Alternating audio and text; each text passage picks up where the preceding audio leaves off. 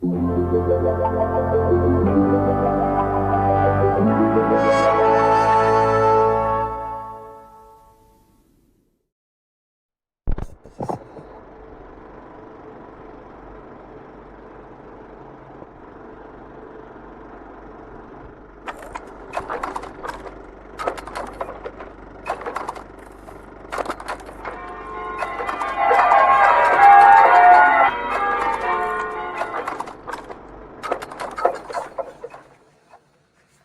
hello, everybody. Welcome to the Sunday service. Here we are again, happy as can be, all good friends and in jolly good company. We are joined tonight by Mr. James Skiffins, model officer, he says there, but he's also from Models for Heroes. Welcome aboard, James. Thank you very much for having me. I really appreciate it. And at the bottom of the screen there, like down here. I know it's like the shortest version of Family Feud, not Family Feud. What was the one where they used to all be on the like the Hollywood Squares? Hollywood Squares, yeah, Celebrity Squares it was called over here. We've got Mr. Christopher Buchholz. Lovely to see you, Chris. Thank you. What we're going to do tonight is we're going to shake the format up a bit because we'll talk to James first of all and talk about his work for Models for Heroes, and then in part 2 of the show we will do the news. And James, you are more than welcome to stick around for that. Thank you. If you wish. So, James, I'm going to bring the screen up at the moment because, well, let's start off first of all. Models for Heroes. Explain to people what that's all about. So, Models for Heroes is an organisation which supports veterans and serving people from the military and civilian services. So, those heroes that put themselves in the way of danger to help us in our society, and we basically use the joy that we all know of model making as a therapeutic means to deal with mental health issues, etc. Malcolm Childs is the founder and the big boss for us, and his idea, he's put it all together and works very, very hard to keep it going. And it's people like myself that are volunteers that will do things ranging from fundraising to face-to-face meetings where we're sitting with our beneficiaries, whether it be online or literally face-to-face in a room, chewing the cud, so to speak, over some bits of plastic, etc. So so that's it in a nutshell. It'll sound cliche, but it really isn't, because it's factual. It's been proven beyond all reasonable doubt that a well-being activity can help people with mental health issues. And Models for Heroes is living proof of that, and so are literally living proof, i.e. some of the beneficiaries are, because if they weren't doing what we're doing with us, they might not be here. So quite an important charity, really, all in all, not just for the individual who's the beneficiary, but also their family and loved ones. So it touches a whole lot of people in one go. Yeah, I think what we're going to do on one of our future shows is that we are going to talk about the benefits of a hobby like this for people's health and well-being, because it's one of those typically British thing. It's one of those discussions that we don't like to talk about because we get a little bit queasy when we start talking about mental health issues, but it's a conversation we definitely need to have. So and it's a great hobby for helping people out, really, quite frankly. 48 in 48. How did that start off then, James? So just before I do that, let me just add to what you just said. Just let's get some figures and some nuts and bolts onto mental health. So on average in the UK, you'll find that 1 in 3 people will have a mental health issue of some description. By that I mean they may have an episode, they might have a breakdown, or depression, or anxiety, or something like that. On the railway, as I work in the railway industry, it's higher, but obviously in the military and in the civilian services, where they're dealing with potentially life and death scenarios, that obviously is quite high. And most people within those services find it very difficult to have that conversation because they're roughy tufty. I've been beaten up by my sergeant and stuff during training to become this machine, this amazing thing that does the role in whichever they're doing. So those that are watching, I guarantee you all know someone that has had a mental health issue or is currently having one. And the more you talk about it, the more willing you are to be open about it, which I'll come back to later, the better it is for everyone. The 4848 is really a brainchild of myself. I have a Facebook group called the Model Officer's Mess, and I wanted to celebrate the fact I've managed to get it past a year. So we did this birthday bash thing. And over the years, it's become more and more of a fundraising activity for Models for Heroes. I'm proud to say that we are the group and the community around the 48 and 48 are the most, we raise the most money for the charity. That's not me crowing, that's just a factual thing. And I'm incredibly proud of the fact that the community, our modeling community, do exactly that. So I am just a voice piece for that. I try and be as humble and as grateful to everybody's input as well as what I do, because I do a bit. And now after the last 3 or 4 years have been nagged at, I offload quite a lot of it to other people. So there is now a team for this challenge. The 48 and 48 is an event held over the weekend. Obviously, that's where the 48 comes into. This year, it's on the 20th of March. Starts on Friday, wherever you are in the world, at 7:30 on the 20th, Friday the 20th. And the reason it's anywhere in the world is because we will live stream from 3 different regions all the way through that weekend, starting in Australia, over to the UK. We'll have some European guys with us as well, and then over to the States, who will have the States, American and Canadian. And I'd almost forgotten, I'll get killed, but the Australians have now teamed up with the New Zealanders as well. So it's a multi there's lots of people from lots of places around the world, basically what I'm trying to say.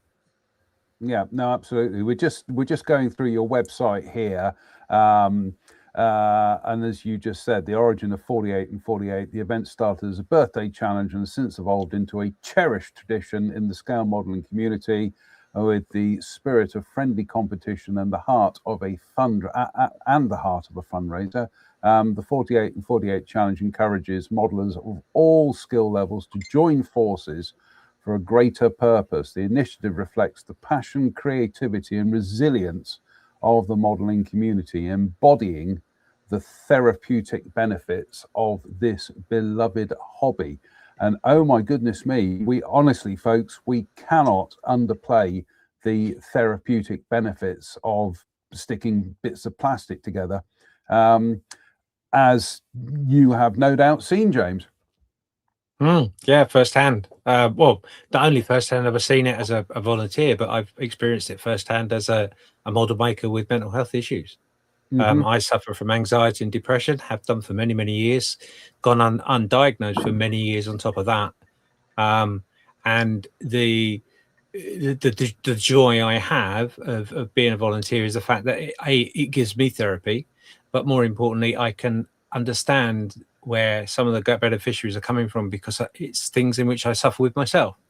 So, and I'll give you a very good example of what Models for Heroes can achieve. So I can't remember where this story relates to or has come from, but the story goes basically that a beneficiary came to a face-to-face meeting, which was what we did right at the beginning. It's evolved a little bit now, but we still do face-to-face. He came with his therapist. They've been having sessions for some time. He's ex-military, about to be discharged, if I remember correctly. So going through some what do they call, rehabilitation is not the right word, but understanding what's transitional. Thank you. Yeah. And he came to this thing, and basically his opening gambit was, I don't do models. And the guys around the table just went, yeah, it's all right, just sit down, have a chat, have a cup of coffee. Do you want a biscuit? Cup of coffee? No, I'm all right. And sort of just sat there. But within, one of the things that happens in those face-to-face things is the camaraderie and the atmosphere of being in a service environment is apparent right from the off. So within a very short space of time, this gentleman is picking up this banter and sort of starts pushing around a kit, like, oh. And the person leading that particular group said, "Oh, are you interested in that kit?" "Well, not really, but just have a look at it. No worries." Anyway, long story short, 20 minutes into the session, he's now talking about his experiences, what he's suffering from, to the point where the therapist has had to leave the room to go and get a notepad because all of this is new to her. She doesn't know anything about this.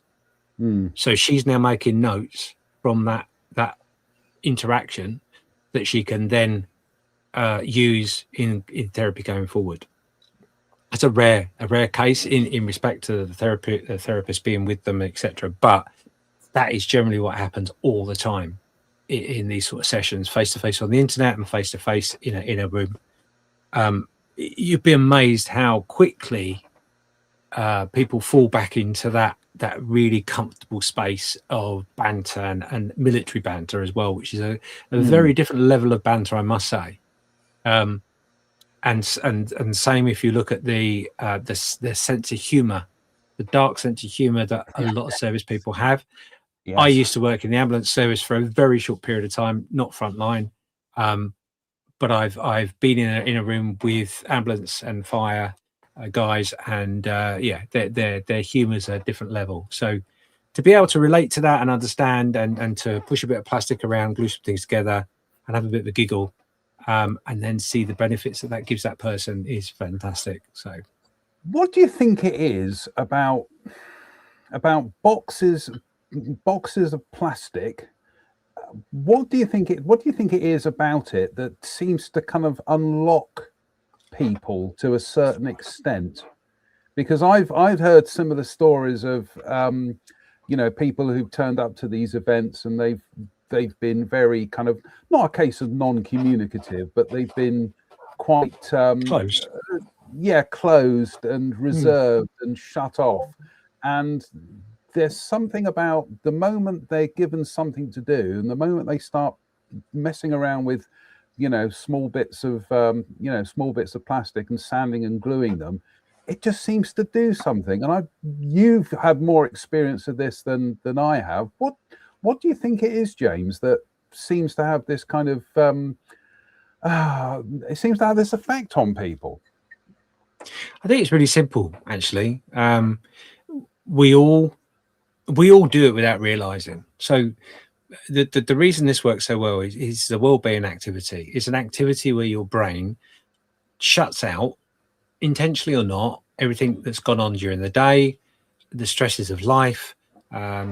If you live in a home where you don't, I've got a very nice room here. I'm very, very lucky. But I remember being in the front room with a tray and a pair of headphones. I still managed to get that time.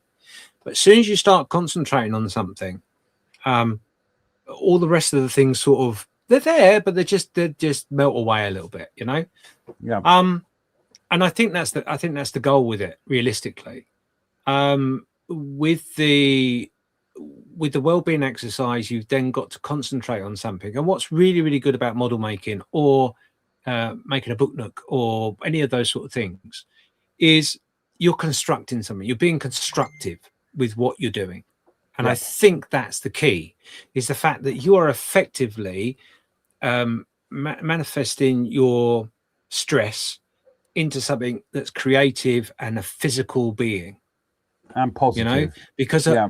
a lot of people will see a problem or think about a problem, overthink about a problem, but they can't get their finger on what is it that's really annoying me, what's bugging me. But because you're making something, you've suddenly got something physical in your hand. You've got something physical to look at and go, I had a shit day that day, excuse my French, but I managed to make a table out of balsa wood. Yeah. And that is that day right there. And I think that's what it is, genuinely, I think. And the other thing that's really funny about this hobby is it's really frustrating, isn't it? You know, every kit you've ever made in your life, there will always be a point where you go, what are we doing? Why don't they go play golf? Oh, well, who would want to do that? But anyway, you know what I mean? So you can relate to that. And it gives you that where you get really, a great example is where you get frustrated with your model. And you go, do you know what? I'm going to go and make a cup of coffee because if I don't, I'm going to smash this thing up. I'm going to go make coffee. What you're doing is exactly what you're doing with the model. Is that you're taking a moment and you're relaxing your thought processes to the basics level as possible to concentrate on something. And that's exactly what you're doing. You're creating a task. When you're stressed on the hobby bench, you go and make a cup of coffee, you've created a task for you to think about something different. It's literally that simple. Do you also think that there is an element of giving people a certain amount of control back into their lives as well? So this is something in which I've touched upon quite recently. So I do a YouTube channel, I've got the Facebook group, whatever, but those that know me will know that what's it, almost 2 years ago, I had a heart attack. Well, I had several heart attacks, in fact, and then had triple bypass. Quite an amazing event, quite traumatic in many different ways. But one of the biggest things out of all of that thing that I felt was I'd lost control. I was no longer in control of anything. My anxiety literally ballooned into something that I'd never experienced. Which then kicked on my depression and other bits and pieces. So one of the things I did without realizing it was I challenged myself to a build, which is partly what's over my shoulder. It's a big project. But me being me, I decided, well, yeah, I can do this build, but I'm going to share this build. So I've made some videos about it. I've done some roundtables about it, discussed the bejesus out of this project before I'd even made stuff, and more to come. But within that, I had so much help from the charity, not directly, but from the volunteers and the beneficiaries that I'd been in contact with for all those years were out there going, what would you want us to do, James? How can we support you? How can we help you? Pop in and just sit in the hangout with us just so we know you're there, you know? I did have a couple of messages that you would expect from a few modelers saying, can you give my number to your wife so when you croak it we can come around and pick out what we want out of the stash? You know, which made me laugh. That's my sense of humor, so that's fine. But yeah, it's the whole point of a project is from a base kit, from an Airfix 172nd Mustang. You've got these instructions. You've got to follow the instructions. In theory, we don't, do we? We often think we know better. And then we come across problems. We have to overcome those problems. And at the end of it, we've got hopefully a model in which we can look at and admire and go, well, that was really nice. That was a good job. That was. I've done the weathering nice there. I didn't do that quite right, but that's quite nice. And that's it. That's the joy of the hobby and the joy of Models for Heroes. No, absolutely. I'm just going to bring in some comments here. Steve Moores says, military banter is just another coping mechanism. When you see some of the bleep we saw, you compartmentalize things and keep that door firmly shut. Bruce Bell says it's a flow activity. I like that phrase. Simon Lewis says, I started modeling again as being self-employed. It's so easy to be constantly working. Tell me about it. Either my job or home. So model making models takes me into a relaxed state, being so good for my mental health. The only difference there, Simon, is because I work in the industry, my time off is still my day job. So it's I don't know. And Nick Brown says, such a worthy support charity. Being a current serving member of the Royal Air Force, I completely agree that we as military personnel hide behind our work personalities. We are a strange kind. In fact, I know we've got several viewers out there who do work in the services, as in the fire and ambulance and police services. So I know we've got some people out there as well. Steve Moore says, for a lot of us, it never puts these things to bed, but it does put us in a place where nothing else is happening. It blots things out. Yeah. And Steve obviously knows me a bit too much because he says tea and cake then, JM. Yeah, absolutely. And Budget Modeler says, in psychology, it's called attention. Your attention is taken away from your issues. I've got to say, speaking personally, is that after, I know if Drew was here, he'd be saying, oh God, he had to mention that again. But after the my head soaring misadventures in 2023, this hobby was just the perfect thing. It gave me a sense of order, and it gave me something to focus on as I was recuperating. So right, so what have we got here? We've got the auction. Tell us about the auction, James. Cool. So obviously a part of the event is you build a model and you interact by watching the YouTube on Model Officer's YouTube channel, which is streamed all the way through the 48 hours. It's actually 60, I worked it out today, it's 67.5 hours worth of streaming within 48 hours. Work that out if you're a mathematician. Anyway, part of the joy of it is that we have an amazing support from the industry, from retailers and manufacturers, and they want to help too. So they provide us with some stuff and we auction it for as much as we possibly can. This has become a real interesting part of the event. It's building and it's still building. This year is going to be mental, but America last year, they really pulled it out the cupboard, and they raised a great deal of money and had some amazing lots all the way through the weekend. Steph, the budget modeler, he is our auctioneer for the UK. His words to me were at the end of last year's event, can I do more? What are you going to allow me to do? And I basically just said to him, there are no rules. You go and do what you've got to do, as long as you don't overwork yourself and stress yourself out. I'm there if you need me, but other than that, go and do what you need to do. And he's literally gone to task with it all year, done an amazing job. So what that actually means is we end up with now 3 auctions, one in Australia and New Zealand, one in the UK, and one in America and Canada. This year, we have a fantastic 121 items to auction, over 80 unique items within that.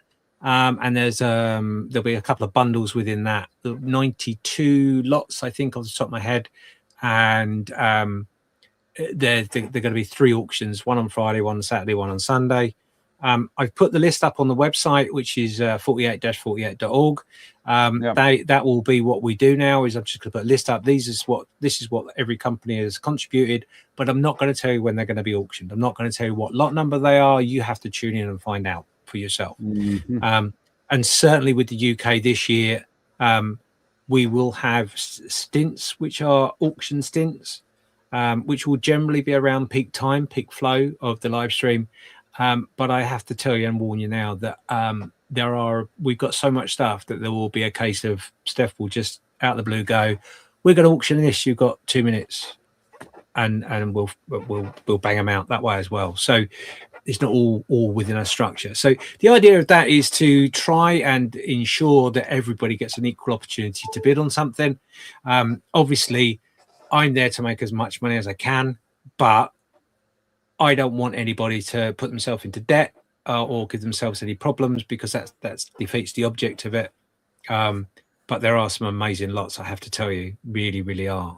If you go back on the auction thing there, you've got your 3 different countries at the moment in Australasia and the US and Canada. There is nothing there. I've not done that yet because we're still collating. We are still collating in the UK, but like I say, the whole list of everything's there. You've got Airfix, you've got Rubicon, you've got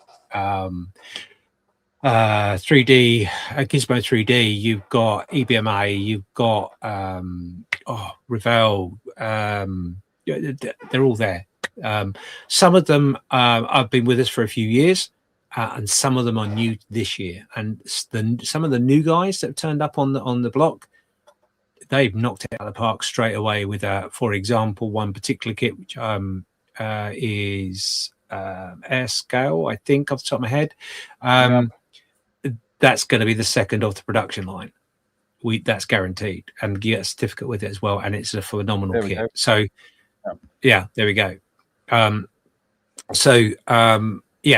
there were we were offered things in which you literally couldn't buy. Some of those things haven't come off, unfortunately, but they are potentially going to be put aside for another year, depending on what happens with the manufacturers and stuff. So, it's phenomenal. And the great thing about the auction is, Steph does a really, really good. Well, Steph and Scott Gentry in America do a great job in the auctions. They are very, very good at keeping the time. And allowing that joy of sniping. In America, yes, they really got it down to an art. They really like a good snipe, and I think we got a little bit of it last year in the UK, but I think this year it's going to be, there's going to be lots of sniping all over the place. So be prepared. And I have put out on the website, we have a news section which I try and put stuff out as much as I can. Obviously, the closer we're getting to the event, the more that's going out. But I have said in one of the news sections, your wallet is at medical risk, and it's down to you to make sure that you have put all the safeguards in place to keep your wallet healthy. If that means talking to the wife, bank manager, I don't know, whoever, then that's fine. But please take care of yourselves. One thing I really haven't said that I must say all the way through the 48 and 48, we will bang on about this all the way through. We put up videos. Some of them are videos about tips how to do model making. Some are like shout outs from people, famous people, people within the industry, people, celebrities, people that are just beneficiaries and volunteers. But we, as hosts, will always constantly say to you, have you had a break? Go and have a break. Go and grab a cup of coffee. Get up from the bench for 5 minutes and walk around. We don't want anyone to be ill. Mm-hmm. No, absolutely. But yeah. So how can... Oh, good Lord, that lot. So I just skipped past the interesting modelling company. So how can people get involved, James? People watching this... they're going to say, they're thinking to themselves, I want in. What do they do? How do they get on board to get involved with 48 in 48? Okay, so there are several ways in which you can get involved. So one of the ways is you can get involved in the event. It's easy enough. You can do one of two things. You can either go to the website, which is 48-48.org, and at the bottom of the homepage, you'll find a subscribe or join in button, whatever it is. I pre-warn you. You fill out a form and it goes off to an email, which I lost the password to get into. It's just really bad, but I'm going to get it resolved this week. I've got a couple of people on it, so that should be all sorted. Hopefully I'll be able to get an email out to you guys that have signed up and say, yeah, welcome, great. The other thing is just tune in. So you've got the Facebook group, which is the Model Officers Mess, which you can just sign up to, become a member, and that will be streamed on there as well. Or the better choice would be the YouTube channel, Model Officers YouTube channel.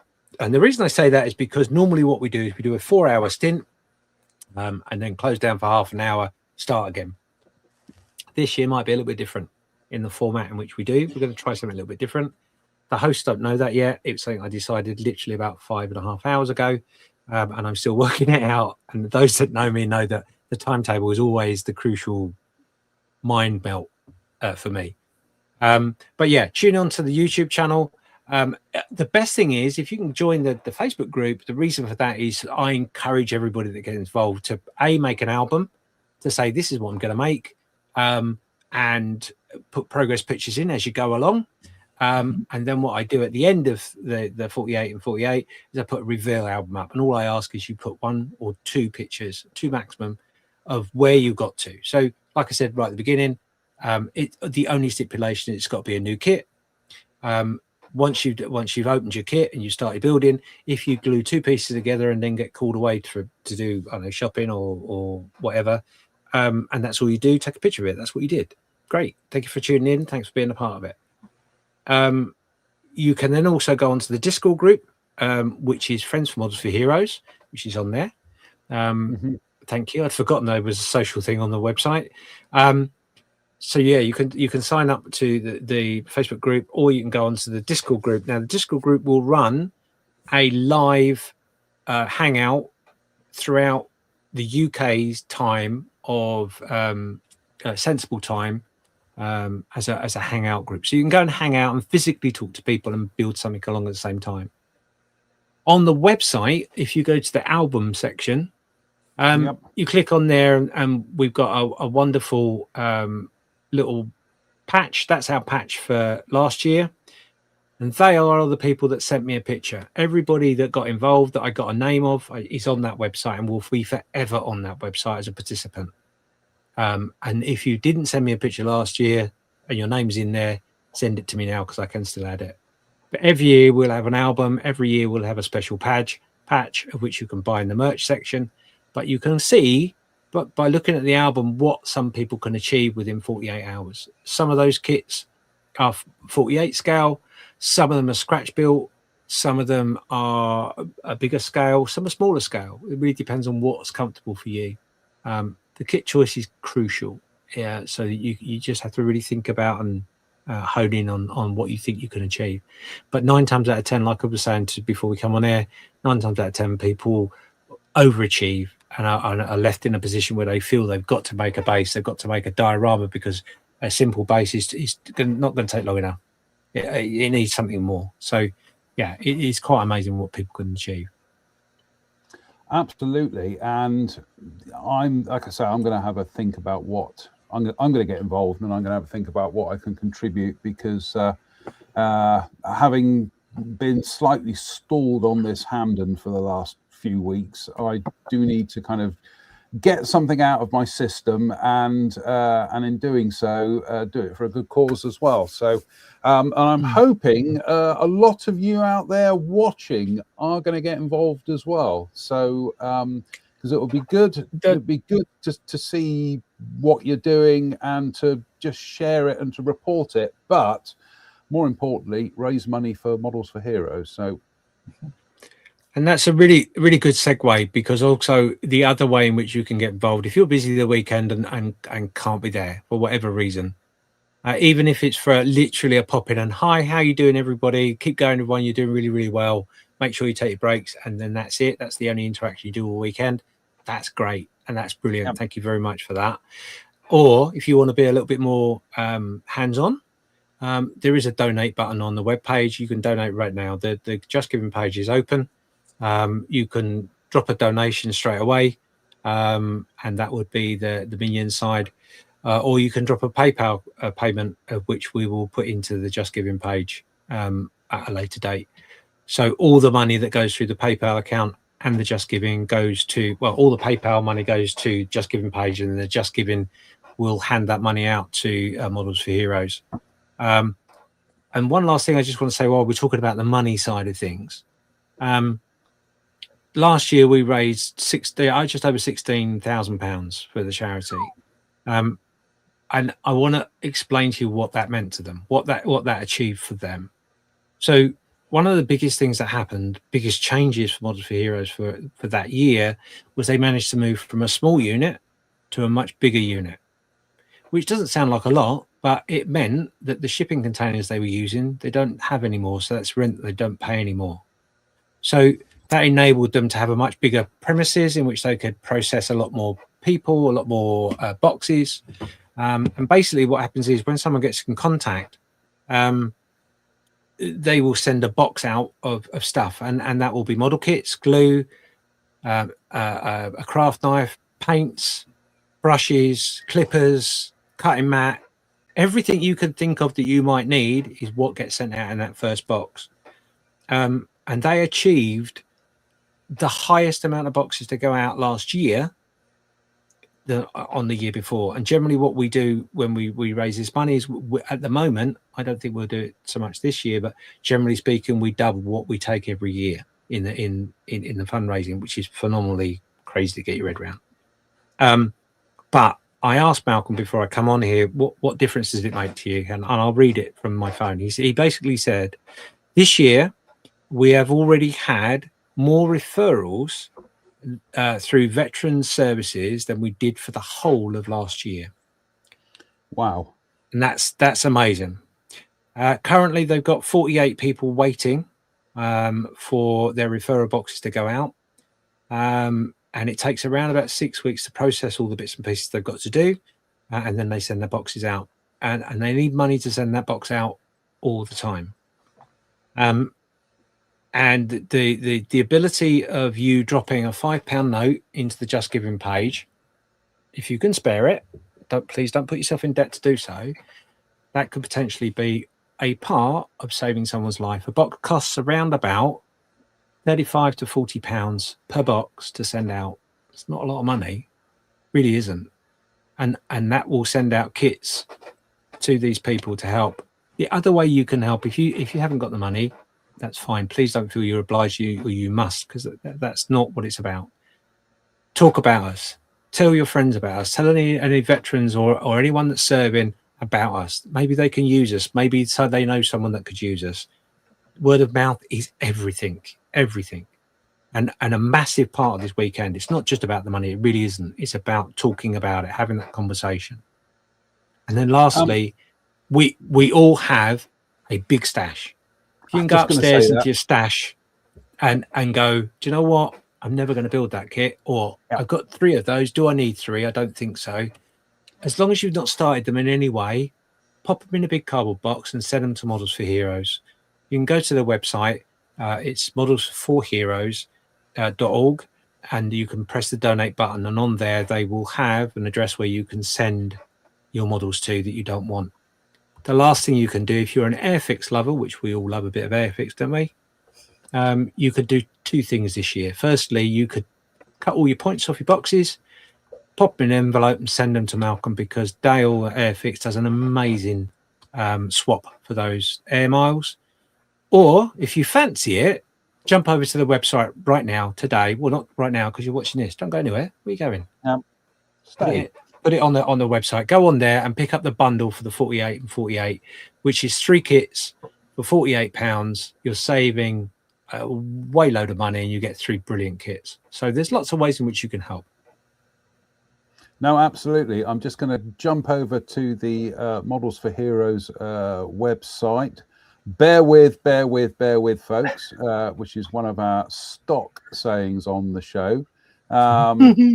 I wish they'd make this easier to do. This is the bane of my life, this, trying to get StreamYard to play ball. There we go. So the Models for Heroes 48-hour bundle. There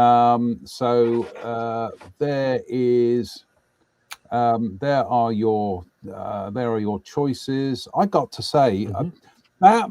Do you know what, James? That may have made my mind up there. The lifeboat. I've got one of them. Yeah. And that may be my choice for the event. And I can donate that to my local RNLI shop as well. So that's cool. Win-win. Winner Christmas dinner. Definitely. So there we go. So that's on the website there, www.modelsforheroes.org.uk. So I sincerely hope, as many of you out there are going to get involved and share what you're doing and tell everybody about it. Tell your modeling friends and your non-modeling friends that you're getting involved in something which is putting something back into the community, which I think is a very important thing. James, it has been an absolute honor to have you on the show tonight. Thank you so much for your time. You're more than welcome to stick around whilst Chris and I yabber on about the week's modeling news. Chris, you've been making models again, haven't you, man? Explain yourself. I just can't stop. It seems actually this is kind of cheating because I worked on this for almost the entire year of 2023, I think. Speaking of veterans, I met a guy. We do a thing every year in San Jose called Spirit of 45, and a gentleman wandered over our table and said, he looked at our models, and said, "Oh, you don't have any PV1 Venturas?" And this is an older fellow. Older fellow. And so I got to talking to him, and he said he'd flown them from the Aleutians, and I mentioned I knew a person who had flown them from the Aleutians and had been interned in Russia. They flew them all the way to the home islands of Japan and bombed the northernmost island of Japan. And I got talking to this guy. His name is Lewis Pattison, and I went back to my books and looked him up, and he was in all of them. He was in all of them, literally by name. This is the plane he flew. It was a photo ship. They used them to photograph the Kuriles. They'd stage bombing missions where the bombers were essentially diversions, and Pat would photograph the islands with this thing. And he was 102 years old at the time. Unfortunately, he's passed away since then.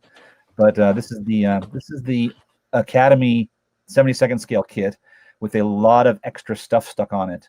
The nacelles, for instance, are completely different. They're from Plus model.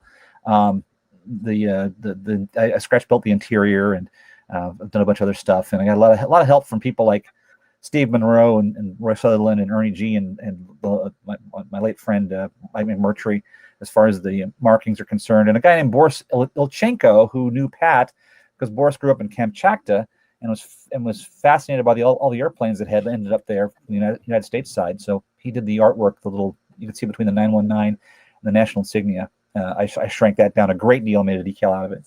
So and Falcon transparencies for the cockpit. So I did a lot more interior work than I needed to do this week. I was kind of unhappy with the finish. It was very patchy because I had to fill in different places with different paints and looked a little bit rough to the eye. But I shot it with some Testors Metallizer sealer, and then flat coat over that, and it all pulled it together. And I think it looks pretty good. It does look rather tasty. I built that. Goodness me! I built the Academy Ventura, and it came out. Oh God! Check's notes. Nearly 40 years ago. Oh my goodness me! It's a smashing kit, and obviously prior to that one coming out, your only choice would have been to sell a kidney and try and find a frog Ventura. So right. But yes, I remember it being not simplified. I remember it being straightforward as a kit. No bells or whistles. But I Chris, how much blue paint do you have in your locker? Because all I ever see you building is stuff which is either non-specular blue gray and sea blue gloss, and goodness me. Yeah, this is that was part of the problem I had to do that second set of overcoating on it, because I had used I think I used Testors Model Master initially, and then I ran out of that because it doesn't exist anymore, and I used some True North, which is a little bit different in its sheen, and I try to do some really half-assed color modulation on that, and decided it didn't work very well. So I've got a little bit of everything. The blue gray, I'm sure, is Testors Model Master, and I think the white is True North. But I find that True North paints are you buy them for your project and then don't open them until you need to use them, and then hope that they survive, because they tend to go south within about a year. So if you're building a bunch of blue and white airplanes, crank them out all fast before your paint goes crazy. But yeah, it's an interesting thing to work with. You figure out how to use silly putty for the demarcation lines, and you figure out how to use different masking for things. And all the decals on here are, the 919 is from a mask, a Frisket mask that some friends of mine did for me because I don't have the cutter. The 5s are all modified 5s from different sheets because the actual aircraft has weirdly shaped digits painted on it. And yeah, it's fun picking a subject and building that subject. It's really entertaining to try to get it as close to the real thing as you can. And really, it's I got to spend a couple of days with Pat Pattison and learn his story firsthand. So this has a lot of meaning to me. I'm just Googling Pat Addison to see if I can find anything out. I don't think I can find anything on the fly, but I'm certainly going to look him up for future reference. I've just been to True North Paints, and that's disappointing. It says all current orders will be filled by Thursday, December the 18th. After that, True North Paints will shut down due to unforeseen medical issues. Plans are to reopen at a later date. So, jeez. That's why you couldn't get your paint, Chris. There you go. Well, I got some from MCW, Model Car World. They're doing enamels too, and they're doing military colors. So it's a weird world if you still want to use enamels. I've got a bunch of lacquers. I'm going to transition to that at some point, but we're all creatures of habit. Once something works, the last thing you want to do is try something that doesn't necessarily work for you. So, absolutely. Do you know what, Chris? You have introduced me this evening to a new paint brand that, quite frankly, I'd never heard of. So that's interesting. I may have to kind of look into that. I've found some of their colors are really, really great. I mean, their whites tend to cover really effectively first coat. They have a color called I think their Africa Brown, which is like I use it for a Mach-E 202, and then I used it for my Macarotis saber-toothed cat. So it's versatile paint. I'm assuming that's because nobody does saber-toothed cat as a paint color. Yeah, exactly. Yeah, you can't get like a Hakata box set of prehistoric mammal colors yet. So, but it's pretty decent paint. Like I said, you kind of have to use it quickly. It's not like our old Pactra paints or things where you would use them once, and 15 years later you go back and it was perfectly fine again. Yeah, it does kind of remind me of oh goodness me, there were some enamel paint brands in the UK in the 80s that came in glass jars, and they were beautiful paints, but once you open them, the clock was ticking. It's not upstaged. Yeah. Bang's head on camera. It's not unlike my my AK washes up there. They're brilliant, but once you open them, you go back to them like 6 months later, and that's it. They've gone. Right. So they are X washes. Right. We're going to rattle through the news here, Chris. This news story. This is Border Model 35th scale, because they like to tie stuff in with armor kits. I think this may interest you. I'm trying to think what aeroplane that is, Chris. Oh my gosh. Well. Yeah. Oh my gosh, indeed. It's obviously it's a Mustang. There's a little bit of controversy with modelers about this oil canning effect and stress metal effects. I think, speaking personally, I think some of the earlier Border attempts were a little bit clumsy, but they appear to have refined it quite nicely here, haven't they? I think so. I think the rivets aren't totally over the top, and I think the oil canning is it could look very good under some paint. I think that'd be a good way to phrase it. I can see people buying that and going, "Oh my goodness me! I had to level the surface with filler because there were so many kind of like sink marks on it." And it's like, no. The only challenge here is if you've got these contours that go over a seam, how do you eradicate the seam without flattening out the oil canning effect? Yes, very, very, very good point. That's quite interesting because they're obviously going to be doing the was it three or four variations on the fin, because there are two. I know there are two variations on the fillet.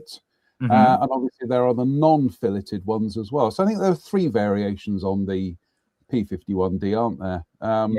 The factory fillet, the kit fillet, and the original unfilleted tail. That's the one. But they've decided to do this. It looks like they're doing these as whole tails rather than separate fillets.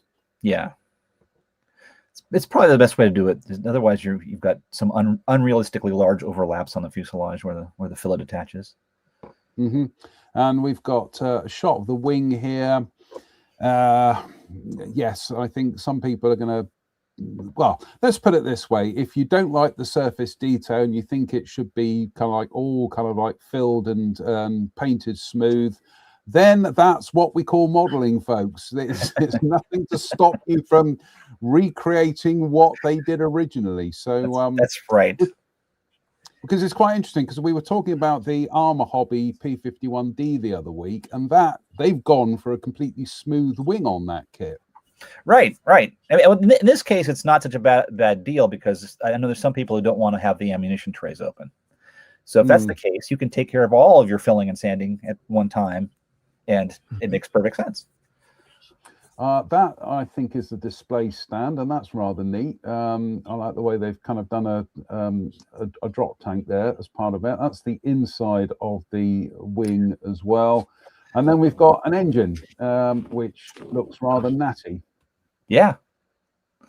Get some plug wires in there and you're good to go.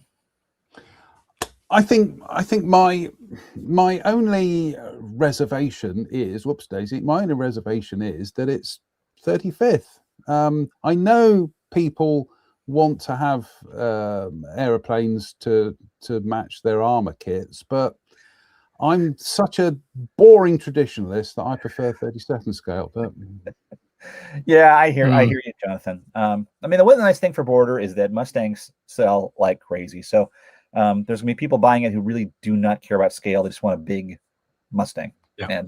And so there's an option for them, a new option. I'm liking the look of that. Sorry, go on. Sorry, Joe. I was just thinking from my point of view.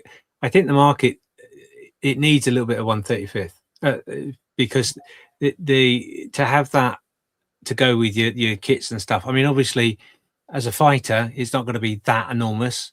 No. You know, unlike a Lancaster or something like that. So you know, it could work quite well, certainly for the dioramaist in us.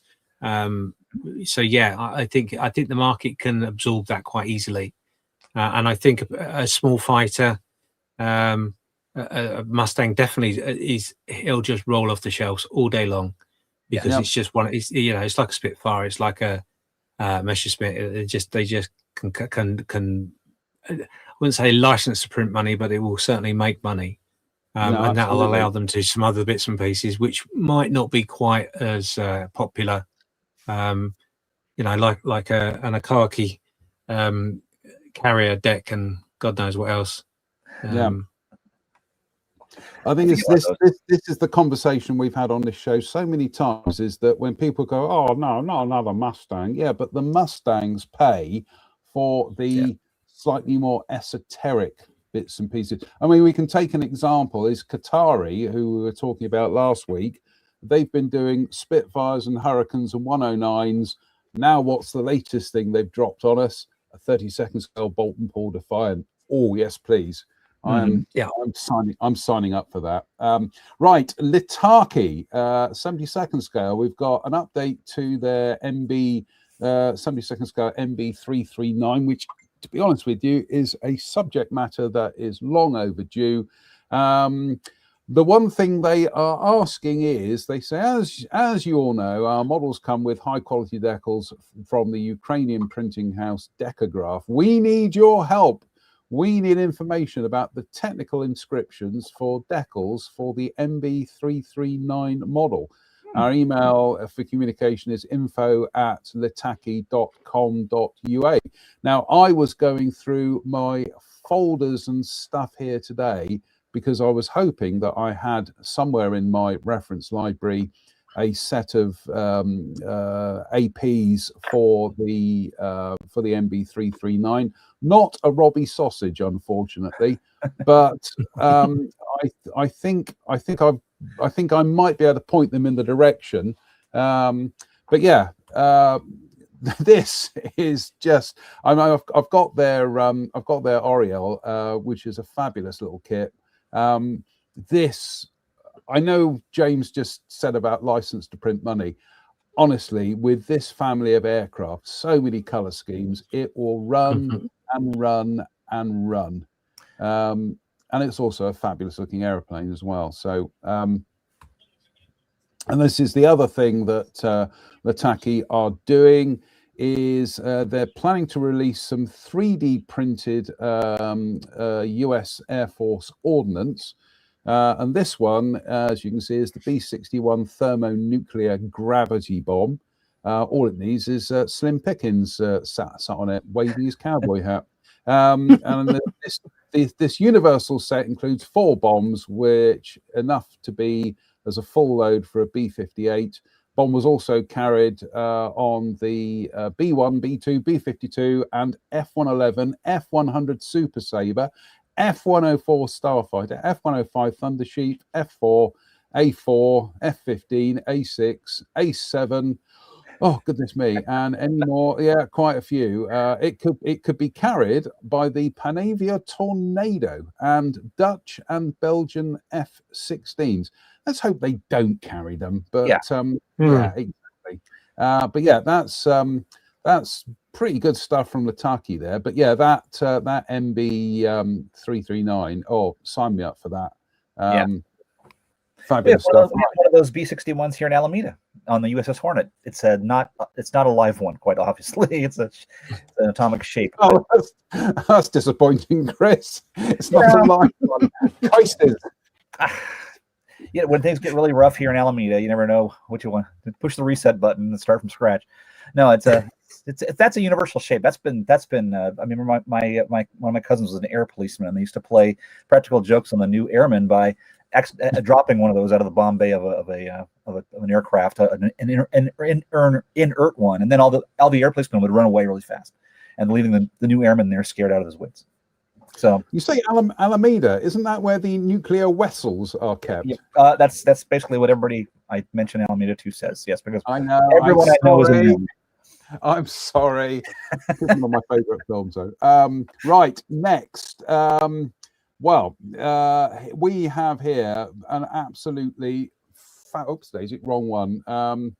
There we go. Fine molds. This is not a new kit, but this is a new variation on a kit, and this is their fabulous Mitsubishi F2A and F2B. I know what you're thinking, folks. It's a Japanese F-16, isn't it? And essentially it is, but it's got a substantially bigger wing on it. But I was going through, this was first released in 2022 from Fine Molds. If my friend Tim Maunder is watching, he'll know that I have a hate relationship with the F-16, and he loves them. But this, Chris and James, oh my goodness me, sign me up. What a fabulous looking aeroplane. Yeah, I have this kit. My friend John Heck gave me an example of this, and it's really quite nice. He gave me the F2A, I think that exact one right there.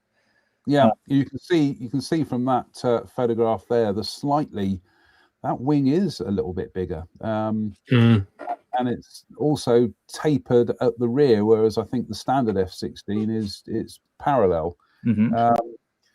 But yeah, they've done it in single seat. These are all the various iterations of the Fine Molds kit. They've done it in single seat and twin seat configurations.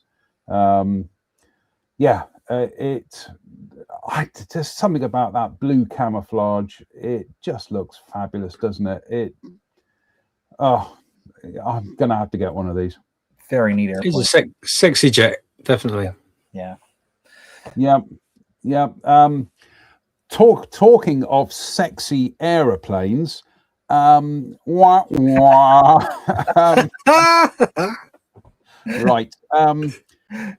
IBG models. Now they're doing a 48 scale PZL M18 Dromedar, or Polish crop duster, 2-seater.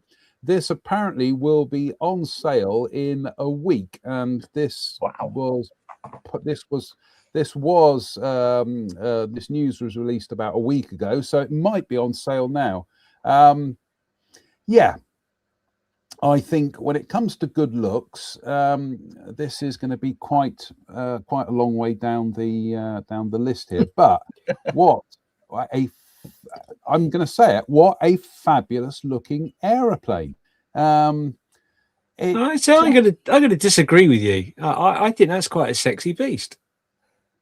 I think it is a fabulous looking aeroplane. It's functionality over aesthetics. Yeah, but, absolutely. Oh, goodness me! I know. I think I've got the Eduard 72nd scale kit of one of these, but this is IBG are doing this in 40. I think that was the M18 Dromedar.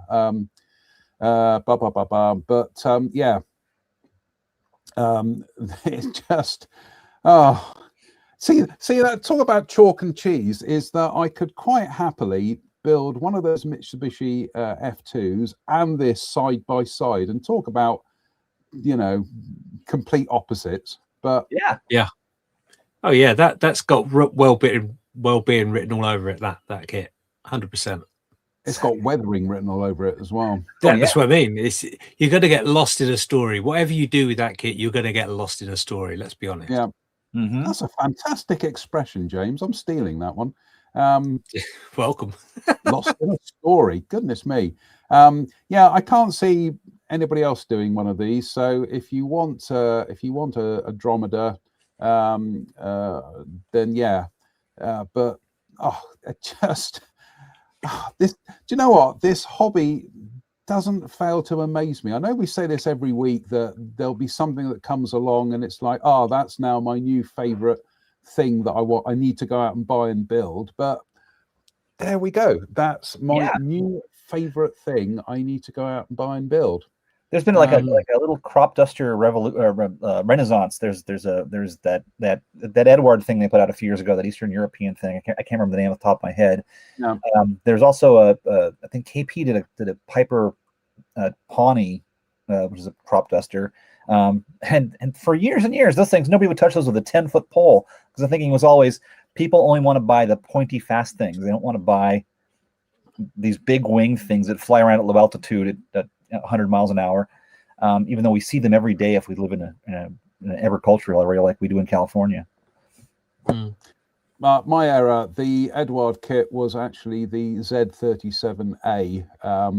But still, essentially an aerodynamic brick. So yeah, right. Right. But again, we're jumping from things that are beautifully aerodynamic to things that, quite frankly, look not so much gravity defy them. They look like they want to pick a fight with gravity. But now we're going back to aerodynamic fabulousness.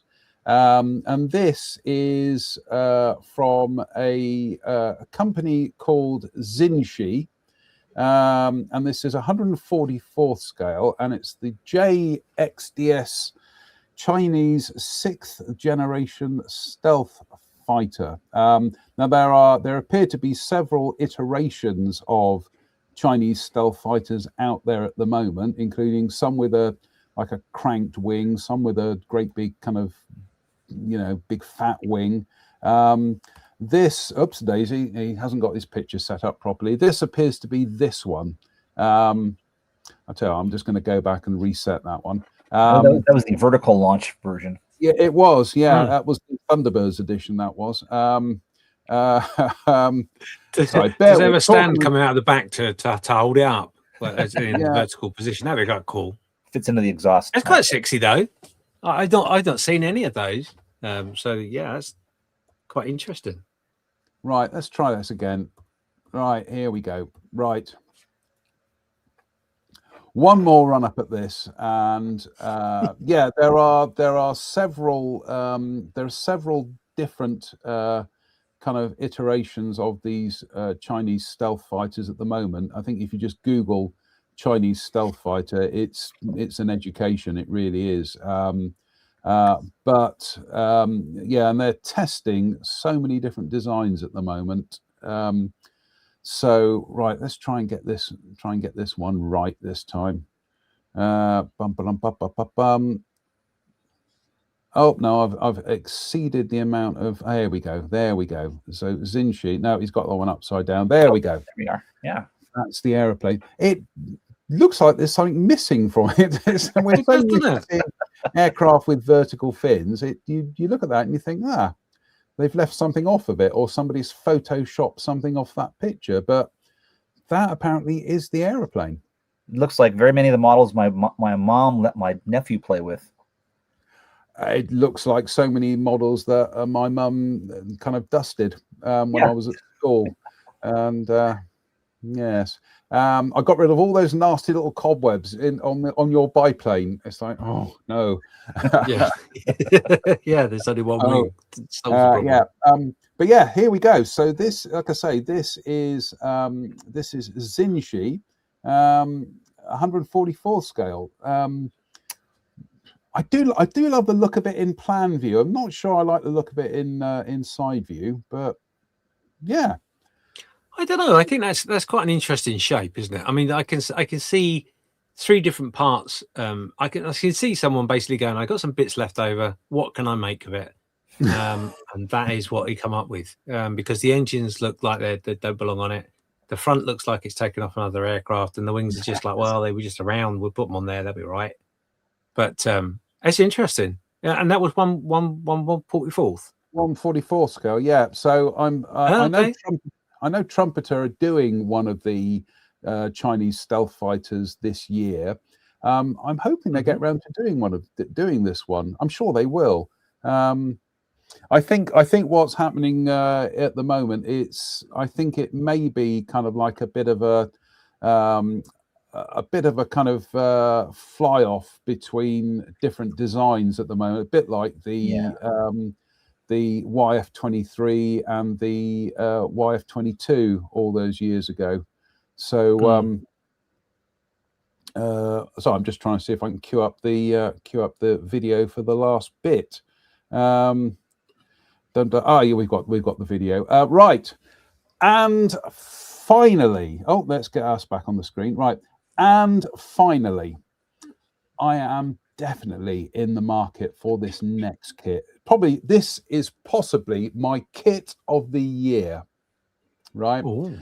And it is a 1/35th scale model of the Great Panjandrum. Now, this was something that was cooked up by the Department for Special Weapons Development. Whether it was intended to mount to scale the beaches and explode, be a weapon in its own right, or whether it was supposed to be a diversion, nobody's quite sure. Yes, it does look like some of you are thinking it does look like the thing that Corporal Jones comes up with in the feature film version of Dad's Army, and it's based on this. So there we go. Product includes materials for one Panjandrum. Do you know what, James? I think this could be my 48.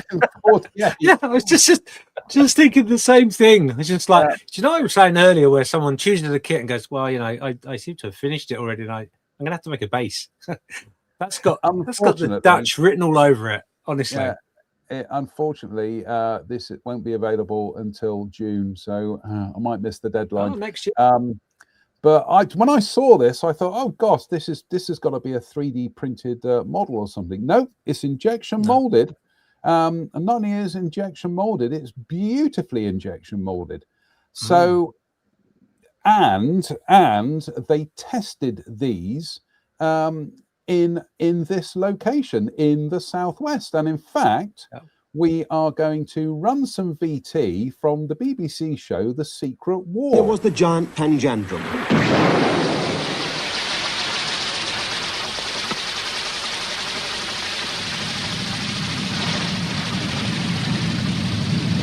A huge Catherine wheel crammed with explosives which would propel itself up the beach to the German positions. It's been said, however, that it was a spoof to lead the Germans to think we were landing on the broad sandy beaches of Calais.